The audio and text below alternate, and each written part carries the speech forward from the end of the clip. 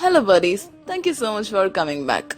Let's begin the chapter 3, the Vishnu temple. At times, trifles which might not even register in our memory may lead to events of historic importance.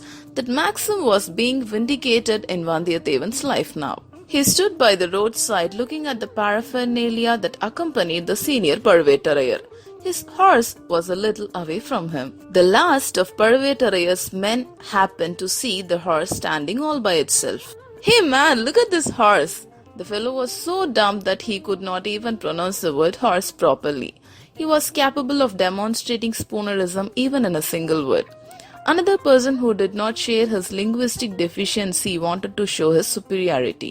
"Can't you say the simple word horse properly?" A third intervened in their conversation. "Let your grammar and linguistics wait for a while. Find out whether the beast is a horse or a donkey." Let your grammar and linguistics wait for a while. Find out whether the beast is a horse or a donkey. Sure.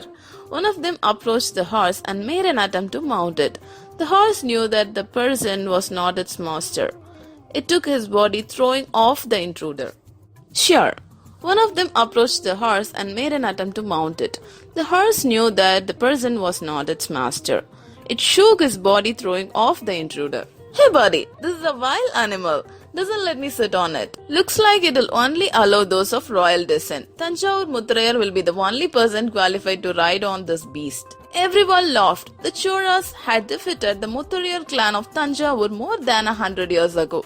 Since then, Chora's tiger flag was flying high in that historic city. "Idiot, are you sure this is the real horse? Could be one of those wooden contraptions that make an appearance during the festival days." "Possible, let me check." The man twisted the horse's tail. The horse was wild with rage. It kicked in the air and started running like crazy. "Hey, the horse is running, it is real." That was the first man whose spoonerism was consistent. The men made many strange noises, frightening the animal.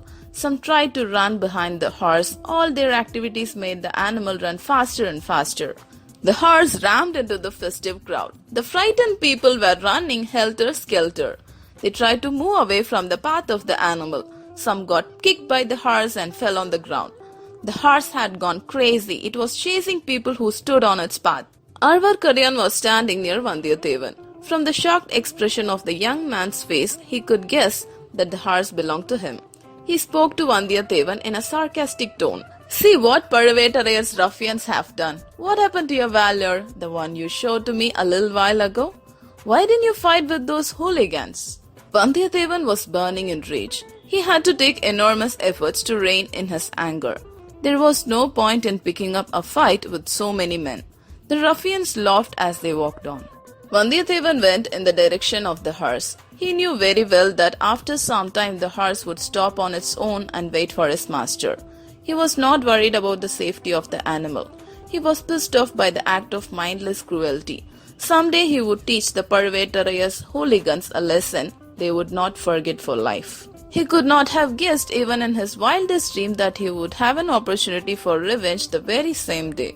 Vandiyathevan walked beyond the crowds, beyond the tamarind trees, and reached a deserted spot. His horse was standing there. As soon as he went near the animal, it neighed. "Hi boss, why did you go away from me? Why did you let those ruffians torture me?"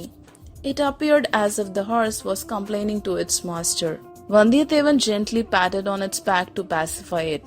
Then he took the horse by its reins and walked it back to the road. "Thambi, you should not bring such a violent horse to a crowded place like this. See how many people are hurt by the animal." "Hey, this man is innocent. The horse is even more so. It was the handiwork of Parvetarayar's rowdies. There were quite a few to support the Prince of Vallam." Arvarkaryan was still in the same place. Vandiyathevan was irritated. "I should get rid of him soon. Idiot, he has been tagging me for a long time." "Thambi?" Arvarkaryan's voice was so sweet that Vandiyathevan was sure that he was going to ask for some favor. "Can you please tell me in which direction you are going?" The Prince of Vallam could not hide his irritation. "I'm going west and then south, then we'll go east for a while before I turn southwest." "I want to know where you are going to stay for the night." "Why should I tell you?" "In case you are planning to stay in Kadambur Samburavaraya's palace. Well, I have some work there and want to come with you." "Are you a magician or what? How the hell do you know that I'm going there?" Okay, buddies, here I'm gonna pause this story. Stay tuned for the next episode and thanks for listening.